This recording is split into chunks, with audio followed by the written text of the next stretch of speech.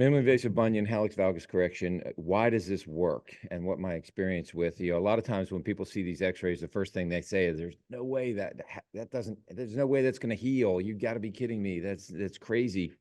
And kind of talk about that, plus a couple of review of the literature that's there. First thing was, those of you who don't know, I'm going to UPMC. I'll be the chief of foot and ankle in the fall. So if you come to Pittsburgh starting in the fall, let me know, and I'm happy to show you around. We'll see who the quarterback's going to be. Don't know after last night, so we'll see. But here's my disclosures. There are a couple of products that may show up in here that I helped to design, but I'm not talking necessarily about those products. So consider changing. So Jim Samarka used to say, if you're doing the same thing in 10 years that I've taught you, then you're not thinking and you're not advancing the care of your patients. And so it's not a concept of changing just for change's sake, but instead it has to do with kind of critically evaluating what are you doing in each part of your practice. And it takes a little bit of time to see that.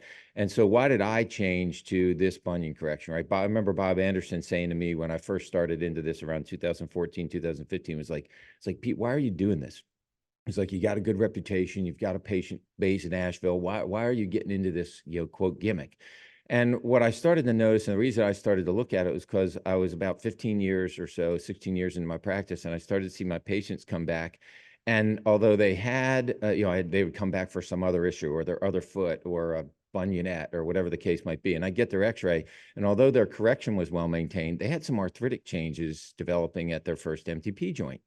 And I just was like, what's going on with that? Why am I seeing some arthritic changes? Even though not everybody had pain, they clearly had joint narrowing on that side.